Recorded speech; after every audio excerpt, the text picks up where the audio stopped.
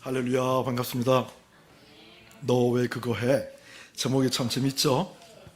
목사님께서 주영한교회가 이 자리에서 26년 지났다고 하셨는데, 그러고 보니까 제가 주영한교회 등록한 지 26년이 되는 것 같습니다.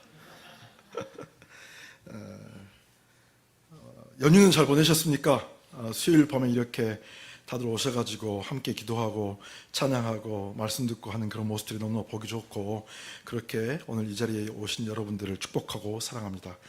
여러분들의 기도와 사랑과 그 함께 하심이 선교지에 큰 힘이 되고, 여러분들의 그렇게 수고하심 때문에 선교지에서 저희가 정말로 열심히 선교사역을 잘 감당할 수 있었던 것 같습니다.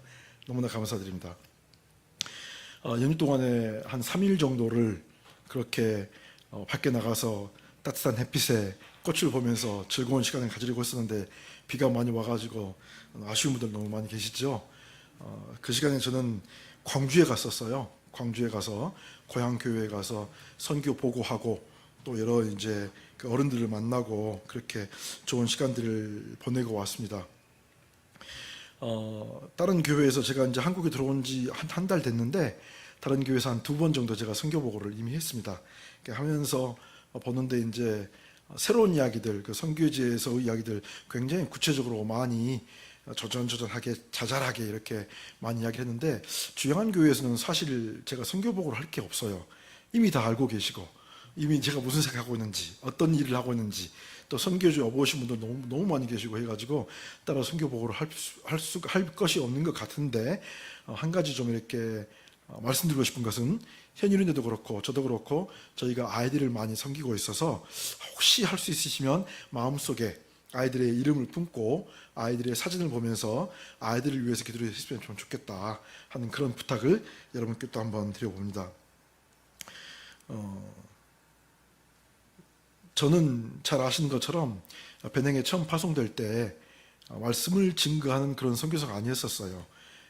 배낭에 파송되면서 농업선교라는 그 자비랑 선교사, 그러니까 평신도 선교사의 신분으로 배낭에 나가가지고 선교사를 감당하려고 했었죠.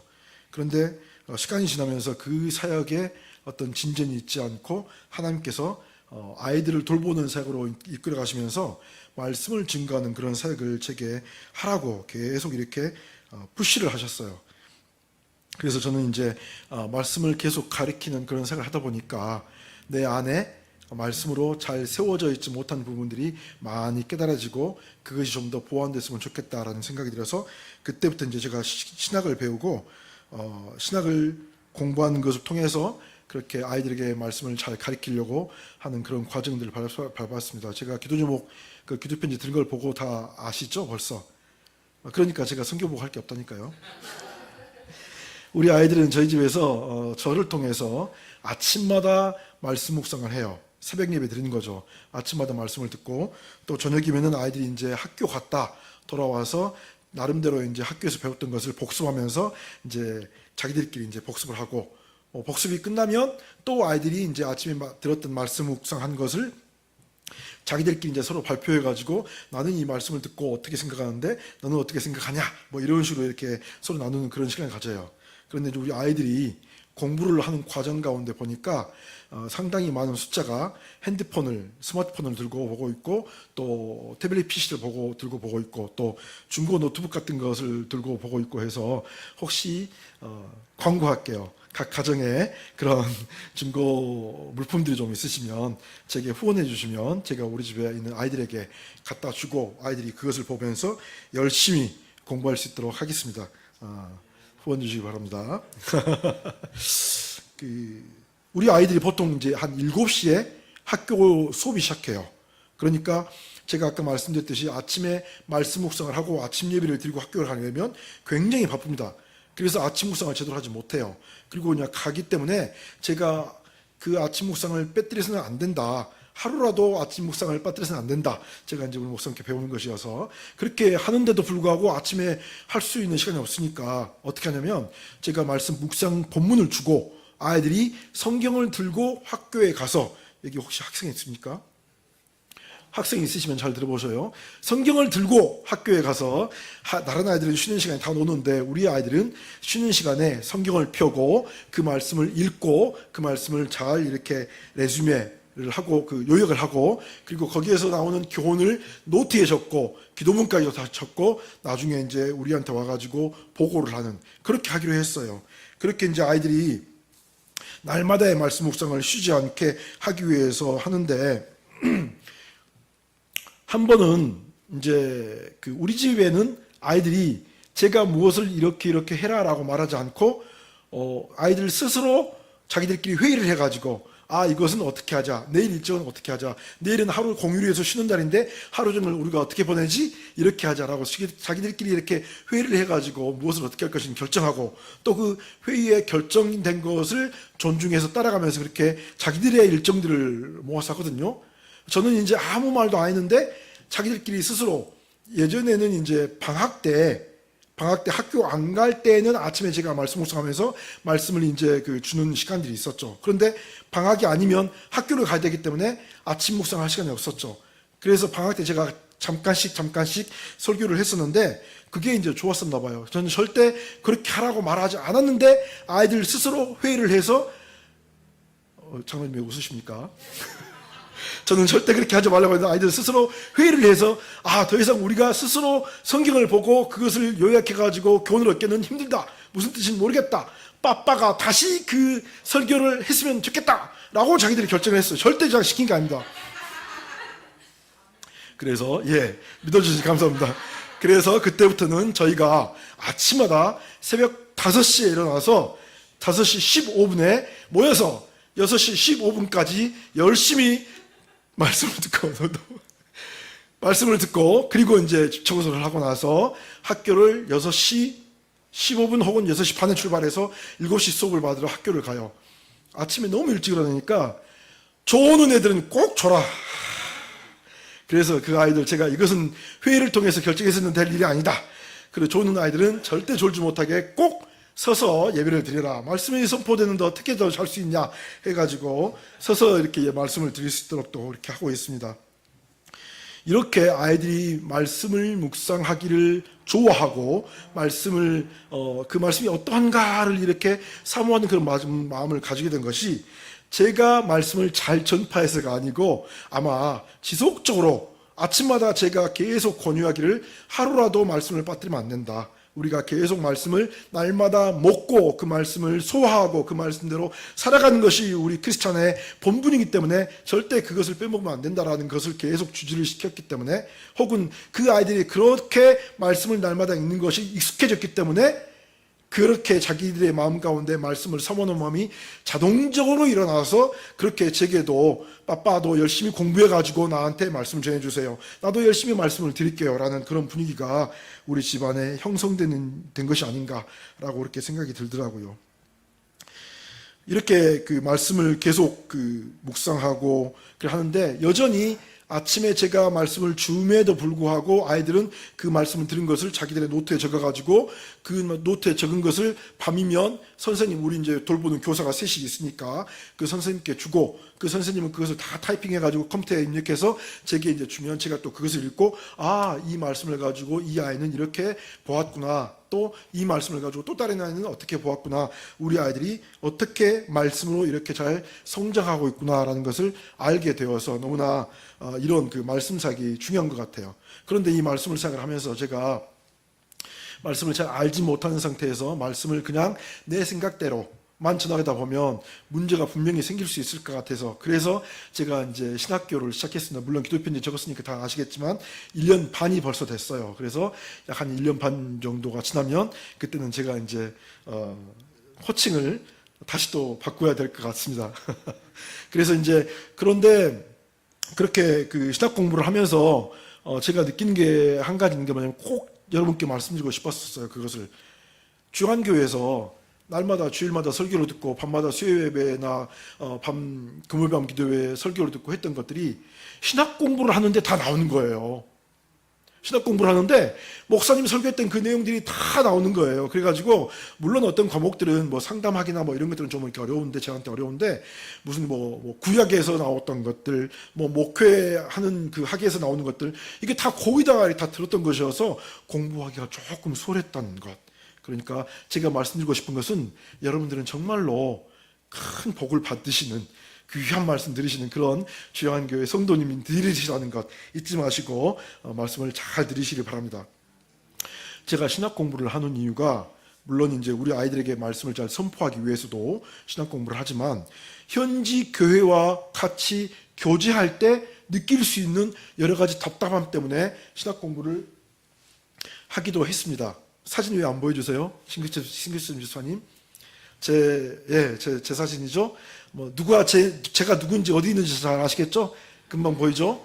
예, 저렇게 이제 처음에는 열심히 그 전도를 했는데 나중에는 이제 그렇게 전도한 것들이 잘 안 돼가지고 신학 공부를 통해서 말씀을 전하고자 하는 그런 생각을 했었어요. 근데 현지 교회랑 제가 저렇게 협력해서 사역을 하는 과정 가운데 내 안에 느껴지는 것이 뭐가 있냐면 현지 교회가 너무나 자립심을 갖지 못한다. 스스로 힘을 얻어서, 스스로 능력을 얻어서 자기 스스로 전도를 하고 자기 스스로 건축을 하고 자기 스스로 어디 가서 이렇게 사람들에게 전도하는 그런 능력들을 갖지 못한다라는 그런 점들을 많이 느꼈었습니다.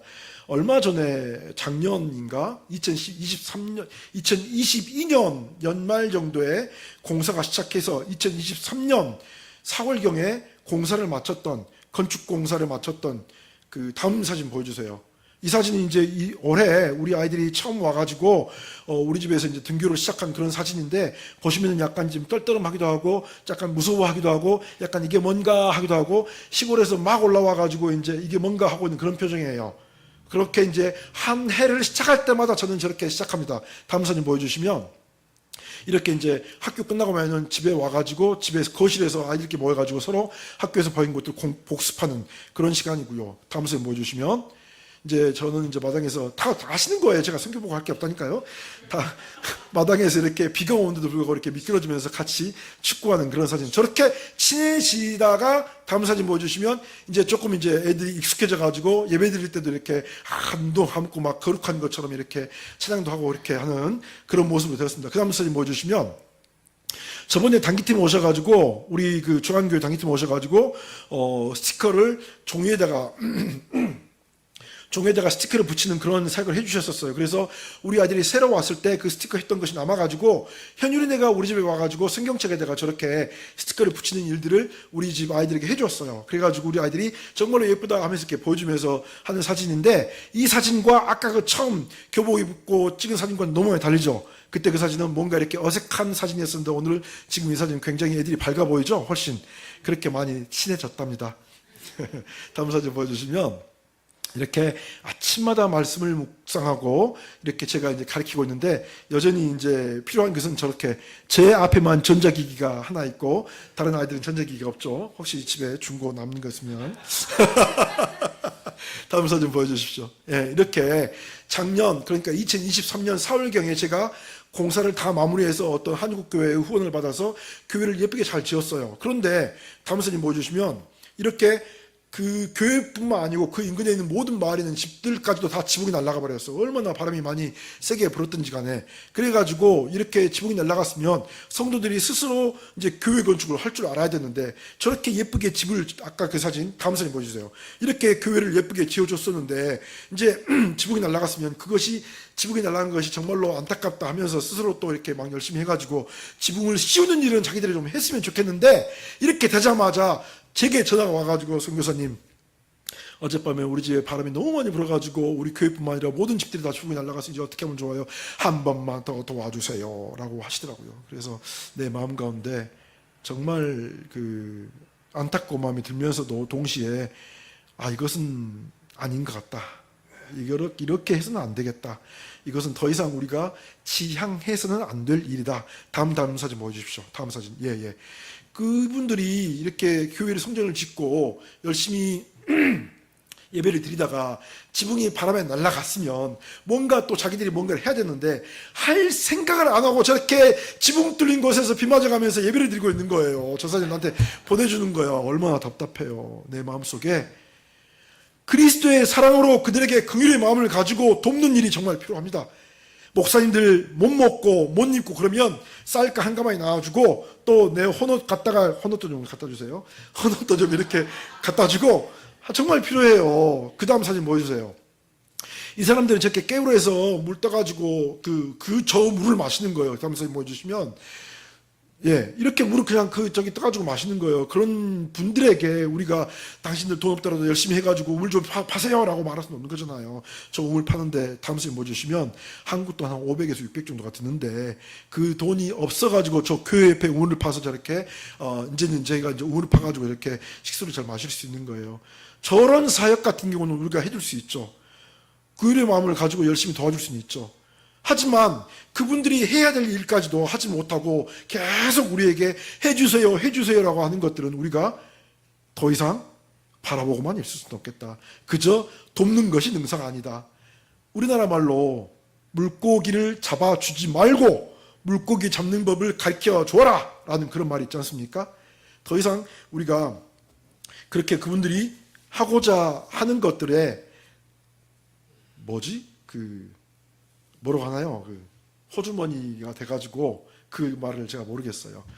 호주머니가 돼가지고 계속 이렇게 붙는 그 일을 우리가 선교사가 하지 않고 그분들 스스로 말씀으로 깨어 있어서 말씀으로 그분들이 무슨 삶을 성도로서 크리스찬으로서 살아야 할 건지에 대해서 말씀해 드리는 것, 가르쳐 드리는 것, 그리고 그 삶을 살 수 있도록 도와드리는 것, 그것이 선교사의 사역이 아니겠는가. 물론 선교사가 긍휼사역을 하지 않고 긍휼사역에 대해서 전혀 나 몰라라 할 수는 없어요. 그것도 하나님과 동시에 우리가 정말로 귀한 말씀, 하나님의 말씀, 구약과 신약을 통해서 우리에게 주신 그 하나님의 뜻이 그대로 전달될 수 있게 하는 그 말씀을 그분들에게 전해서 한국에 있는 성도들이 그분들을 위해서 기도하고 헌신하고 헌금한 것처럼 그분들도 하나님 나라를 위해서 열심히 기도하고 헌신하는 그 마음을 동일하게 가졌으면 좋겠다는 그런 마음에서 또 저는 신학을 시작했습니다. 그리고 그분들에게 저렇게 우물 파는 사역이나 교육 건축하는 사역이나 태양진 전기 사역이나 쌀 나눔 사역들을 지속하는 것을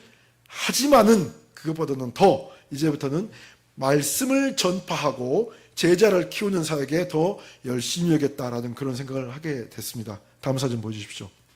그래서 우리 아이들에게 저희들이 저 아이들이 우리 집에 있는 아이들이에요. 저 대문이 빨간색이 가지고 대문 앞에서 찍어가지고 저 배경이 빨간데 그래서 더 이쁜가요? 우리 아이들이 지금 책을 두 권 들고 있죠. 노트를 두 권 들고 있는데 노트 한 권은 말씀 아침마다 말씀 묵상한 것을 적은 책. 그리고 나머지 한 권은 매 주일마다 설교를 들은 것을 나중에 설교가 끝나고 나서 아침 시간 지나고 일어나서 저렇게 말씀 주일 설교를 적은 것을 두 권을 적게 해요. 그래서 그 두 권을 가지고 아이들이 이제 말씀으로 성장할 수 있도록 저렇게 하는데 저는 우리 아이들에게 항상 물어봐요. 무엇인가를 아이들이 행동을 하고 무엇인가를 일상적이지 않은 것을 하면 물어봐요. 너 왜 그거 했어? 너 왜 그거 해? 왜 그렇게 했는데? 아이들에게 제가 막 야단치려고, 야, 너 왜 그랬어? 이런 게 아니고, 너가 왜 그것을 그렇게 했는데에 대한 이유를 알고 싶어서. 그 동기가 뭐야? 너 그거 왜 그렇게 했지? 알고 싶어서. 왜냐하면, 우리 아이들이 무엇인가를 할 때는 이유 없이 그냥 자기 안에서 일어나는 욕구, 욕망, 욕심 때문에 하는 경우가 굉장히 많이 있어요. 그거 이제 하나님의 뜻을 따르지 않고 그냥 자기 욕심에 따르는 행동이기 때문에 그럴 수 있죠. 그래서 저는 항상 아이들에게 물어봐요. 너 왜 그거 했어? 무슨 이유로 그거를 했어? 그 질문을 제가 아이들에게 하면은 아이들은 그 내가 한 질문, 너 왜 그거 했어? 너 왜 그거 해? 라고 물어봤을 때 스스로가 아니고 스스로 자기 혼자 생각을 해요. 내가 왜 그거 했지? 그리고 그 이유를 찾아가. 내가 왜 그것을 했는지에 대해서 자기 스스로 생각해 볼 수 있는 자기의 행동에 대한 되새김질을 해요. 그래서 내가 왜 그것을 했는지에서 원인을 찾고 그것이 정말로 하나님 말씀의 뜻에 합당한지 아닌지에 대해서 스스로 그것을 점검할 수 있는 기회를 주는 거죠. 너 왜 그거 했어? 그것이 좋은 일이야? 그것이 하나님께서 기뻐하신 일이야? 그것이 너의 욕심 때문에 한 것이야? 아니면 친구를 위해서 한 거야? 라고 이렇게 물어볼 때마다 그 아이는 그것을 되새김질을 하고 그 자기가 했던 행동에 대해서 스스로 한번 이렇게 생각해 볼 수 있고 행동했던 그 생각을 함으로써 자기가 이제 행동에 대한 자기 컨트롤을 할 수 있다는 거죠. 그러면서 비록 그 아이들이 12살, 13살, 14살, 15살이지만 자기 안에서 스스로 내 혼자 내 삶을 컨트롤할 수 있는 자립심을 키워나갈 수 있다는 겁니다. 저는 아이들에게 자립심을 키워주고 싶어요. 아이들이 교회가 무너졌는데 스스로 하지를 못하고 계속 선교사한테 전화해 와가지고 선교사님 우리 지붕 날아갔어요. 선교사님 우리 팬티 치해야 돼요. 선교사님 우리 전기 끊어졌어요. 라고 하는 것은 자립심이 없기 때문에 그런 거예요. 자기 스스로 뭔가를 할 줄 알지 모르기 때문에 그런 거예요.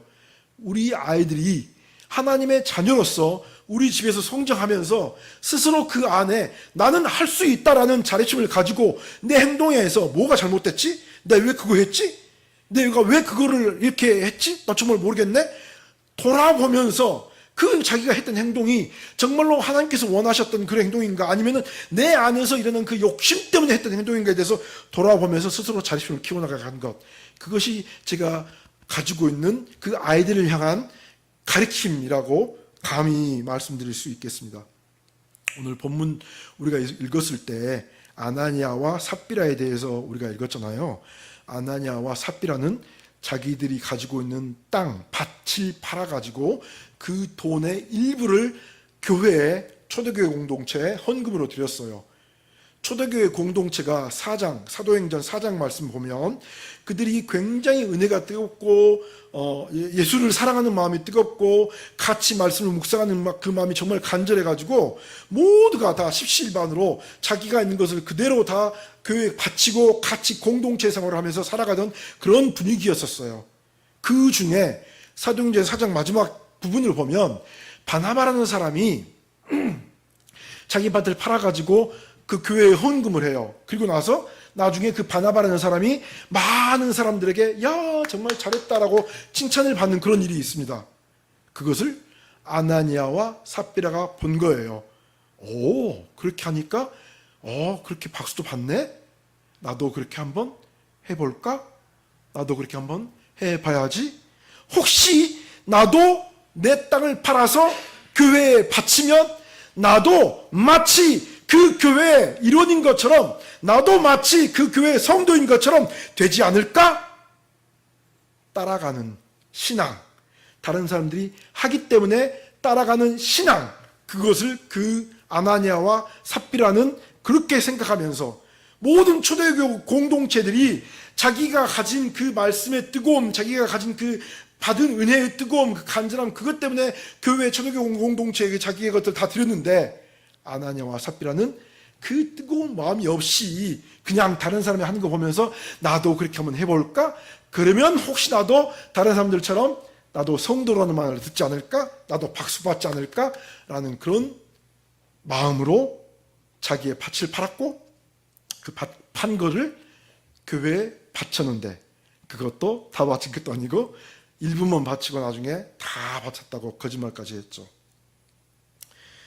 아나니아와 삽비라의 이야기를 들으면서 우리는 그렇게 다른 사람을 쫓아가는 신앙, 내가 하나님을 만나서 내 안에 살아계신 하나님의 역사하심을 통해서 내 안에 그 은혜가, 그 감격이 그리스도께서 십자가에 못 박혀 돌아가셨음이 나 때문인 것을, 내 죄 때문인 것을 분명하게 인식하고 그것 때문에 그것이 감격스러워서 내 삶을, 내 인생을, 내 재산을 하나님께 드리겠다라고 말하는 것이 아닌, 우리 아프리카에서 사람들이 이제 전도를 하면요, 너 한번 예수 시도해 볼래? 이렇게 해요. 이게 우리는 좀 이렇게 그 언어감이 좀 안 맞아가지고, 프랑스하고 안 맞아가지고 좀 그러는데, 이제 그분들은 그렇게 말을 해요. Est-ce que tu vas essayer Jésus? Est-ce que tu vas essayer Jésus? 그러니까 예수를 한번 시도해 볼래? 뭐 이런 거죠. 근데 우리는 감이 안 맞아. 근데 그렇게 해서 전도받아가 와요. 전도받아가지고 와요. 그럼 사람들이 너 예수 믿어봐라 해가지고 전도받아고 왔으면 그 예수를 믿으라고 전도할 때 사람들은 어떻게 전도합니까? 너 예수 믿으면 복 받아. 너 예수 믿으면 너 삶이 변한다? 한번 너도 와서 교회 와가지고 한번 말씀 들어봐. 그렇게 하잖아요.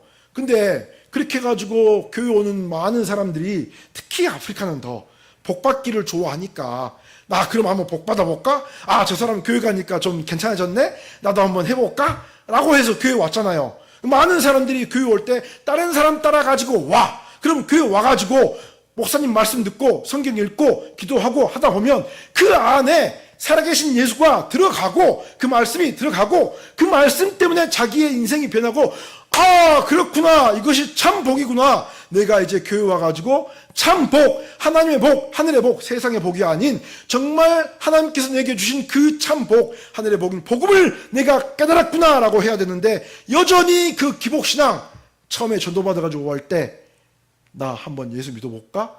나 한번 예수 믿으면 저 사람이 나를 전도한 것처럼 나도 혹시 복 받을까? 라는 그 신앙에 머물러 있으면 여전히 교회 지붕이 날아가도 선교사님 지붕 날아갔어요. 어린아이 신앙밖에 될 수 없다는 거죠. 그래서 저는 우리 아이들이 어린아이 신앙에서 머물지 않고 성장해서 자기 스스로 자기 몫을 할 수 있는 신앙인이 될 수 있는 자립하는 신앙인으로 가르치려고 하고 있습니다. 우리 아이들은 거의 대부분 다 목사님들의 자녀 혹은 성도님들의 자녀들이에요. 그러니까 태어나면서부터 그냥 모태신앙이죠. 모태신앙. 그야말로 모태. 그래서 아이들이 아빠 엄마가 교회 가자고 하니까 가는 거지 자기들이 교회를 왜 가는지를 알지 못하는 상태에서 가는 경우가 많이 있어요. 그리고 그 아이들에게 제가 이제 가르쳐야죠. 참 복인 하늘나라의 복을, 참 진리를 가르쳐야죠. 그래서 그 아이들 스스로 그 교회를 다니는 이유를, 너 왜 예수 믿어? 너 왜 그거 했어? 너 왜 교회 왔어? 너 왜 예배 드려? 너 왜 찬양했어? 너 왜 그렇게 찬양 시간에 기쁘게 막 춤추며 노래만 해서 그렇게 했어? 라고 물어보면 아무 대답도 하지 못하고 다른 사람이 하니까 나도 했지 라고 말하지 않고 정말 하나님이 내게 생명을 주신 것이 감사해가지고 나 어쩔 수 없이 어찌할 수 없이 감사해서 기뻐함으로 찬양하며 예배드렸다, 찬양했다, 노래했다, 춤췄다 이렇게 말할 수 있는 그런 자립하는 신앙인, 누구 따라가가지고 가지 않는, 저 사람도 하는 거 보니까 정말 잘하네, 나도 한번 해볼까? 아따 교회 다니는 사람 보니까는 폼 나네, 나도 한번 해볼까? 이런 것이 아니고 내 안에 정말로 내 스스로 하나님과 1대1로 교제하는 가운데 거기에서 얻어지는 그 은혜, 그 복음, 그 뜨거움, 그 간절함, 그 기쁨, 그 감사함이 차고 넘쳐서 그것 때문에 나와서 예배드리고 그것 때문에 내가 내 생명 다해서 예수를 믿으리라고 고백하는 그런 신앙인이 되게 하기 위해서, 자립하는 신앙인이 되게 하기 위해서 우리 아이들을 저는 가르치고 있습니다. 아나니아와 삽비라의 이야기를 보면 마지막에 아나니아와 삽비라가 거짓말을 해요. 땅을 팔아가지고 교회에 헌금하면서 다 하지 않고 반만 했으면서도 불구하고 이게 다예요 라고 거짓말을 해요. 누구 따라가지고 교회에 나오는 사람들은 결국은 그 마지막이 거짓으로 끝날 수밖에 없습니다. 누구 따라가지고 교회 나오는 것은 처음에 얼마간 내가 정말 알고 싶어서 호기심이 있어서 한번 나도 에세이에 해볼까? 라고 나오는 거죠. 하지만 교회에 와서 어느 정도 시간이 지나면 그 안에 하나님과의 관계성이 형성돼야 돼요. 그리고 그 관계성 때문에 자립하는 신앙인, 스스로 서 있는 신앙인, 어떤 유혹과 어떤 흔들림에도 흔들리지 않는 자기 스스로 확고한 믿음 안에 서 있는 그런 신앙인으로 서 있어야 됩니다. 우리 아이들이 우리 센터에서 먹고 자면서 나랑 같이 살고 있는 이유는 우리 아이들이 정말로 그 말씀과 사랑과 세상 지식으로 잘 자라나서 나중에 그 아이들이 성인이 됐을 때 그 자신들의 말과 삶의 행동으로 다른 사람들에게 그리스도의 사랑을 증거하며 전파하게 하는 것이 저희 사역의 목표입니다. 그런데 그 아이들이 그렇게 하려면 정말로 말씀 안에서 잘 자라나야 돼요. 그 아이들이 그 말씀 안에서 잘 자라나려면 그 아이들을 돌보고 있는 기도교사, 저 같은 사람이 먼저 말씀의 확신을 가지고 말씀을 정확하게 잘 가르쳐야 됩니다. 그렇지 않으면 아이들이 흔들릴 수밖에 없어요. 성장해서도 그리스도의 사랑을 정말 온전하게 잘 지나지 못하고 그냥 자기 머릿속에 있는 교회는 이렇다더라 그렇다더라 라는 것만 가르칠 수밖에 없겠죠. 그래서 제가 먼저 온전히 서 있고 그렇게 서 있는 사람이 신학교에서 공부를 열심히 해서 잘 다듬어진 것을 아이들에게 전달해 줄 때 우리 아이들이 잘 세워질 수 있으리라 생각됩니다. 이번에 제가 고향교회 가가지고 선교 보고도 하고 여러 어른들도 뵙고 인사도 하고 그렇게 했었어요. 이제 그 어른들 중에 어떤 분이 이제 제가 이제 선교지에서 이렇게 한다라고 말하니까 말씀하시기를, 아따 우리 성우가 이제 아프리카 가갖고 프랑스 말도 하고 엄마 선교사 돼버렸네.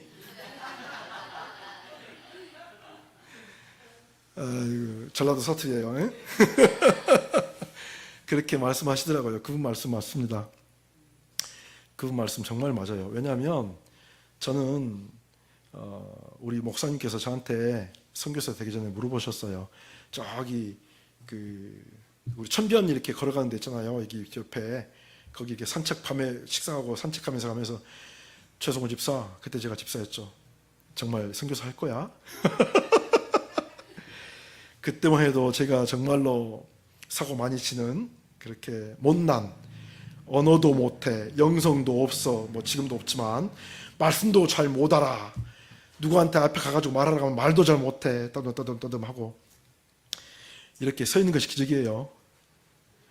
다행히 우리 목사님이 저를 믿어주셔서 너 그래 한번 선교사 나가봐라, 네가 한다고 하니까 내가 한번 밀어줄게, 한번 해봐라, 그렇게 해가지고 제가 지금 이 자리에 있는 거예요. 아직도 내가 여기에 있는 것은 정말로 서 있을 만한 그런 자격이 전혀 없는 그런 사람입니다. 그런데 지금 이 자리에 이렇게 여러분 앞에서 감히 말씀을 전해드리고 있어요. 그것은 되물림 된다고 하죠. 목사님에게서 제게 되물림 되었고 또 저를 통해서 우리 아이들에게 되물림 될 것이라고 저는 믿습니다.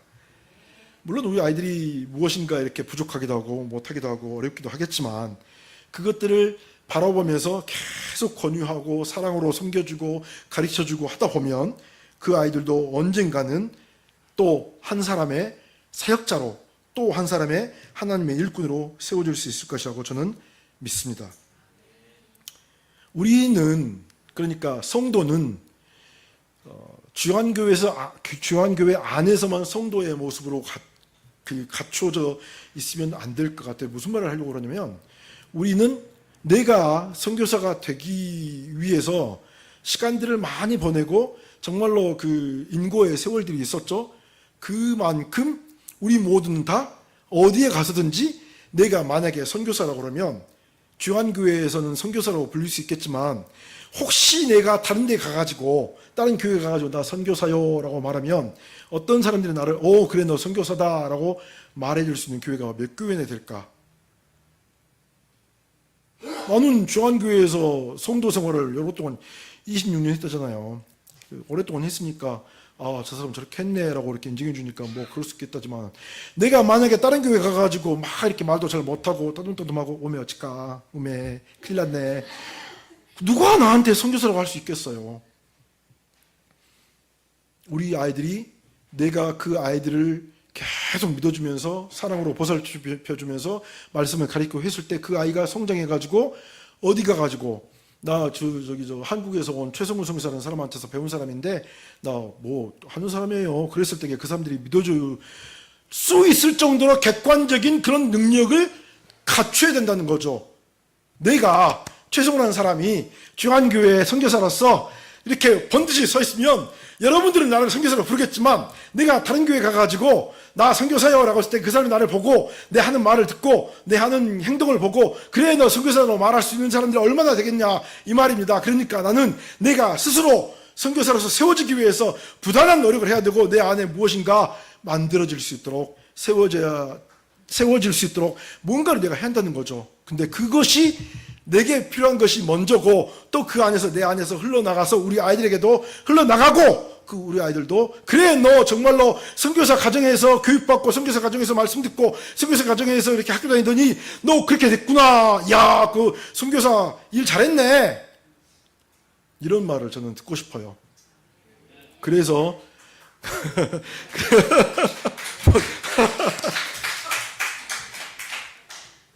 깜짝이야. 그런 말을 듣고 싶어서 열심히 선교 신학교에서 공부도 하고 열심히 아이들을 위해서 말씀도 증거하고 하고 있습니다. 우리 모두 내 자신에게 내 스스로에게 이렇게 물어봤으면 좋겠어요. 나 지금 뭐 하고 있지? 내 하고 있는 이거 내 왜 하고 있지? 내가 정말 이 하는 것이 하나님의 영광을 위해서인가? 찬양팀으로서, 피아노 반주자로서, 설교자로서, 또 다른 교회에서의 사역을 할 때마다 내 안에 내 지금 이거 왜 하고 있지? 너 왜 그거 해? 아나니아와 삽비라처럼 다른 사람 하니까 나도 한번 나도 그 교회 성도 될 것 같아. 나도 하나님 복 받을 것 같아. 나도 그렇게 하는 거야. 처음에는 그러겠죠. 그런데 시간이 지나면 더 이상 그러서는 안 되죠. 시간이 지나면 다른 사람을 쫓아가는 그런 신앙이 아닌 내 스스로 하나님과 견고한 1대1의 관계성을 맺고 그 안에서 자립하는 신앙, 온전히 서 있는 신앙. 내가 어디를 가더라도 사람들이 나를 보고 그래 너 기독교인이야, 그래 너 크리스찬이야, 그래 너 예수쟁이야 라는 말을 들을 수 있는 그 신앙을 모두가 다 소유할 수 있는, 그래서 선교지에서나 여기에서나 우리 모두가 다 그리스도 앞에 칭찬받고 사람 앞에 칭찬받는 그런 우리 모두가 다 되었으면 참 좋겠다라는 생각에 오늘 말씀을 전해드립니다. 감사합니다. 찬양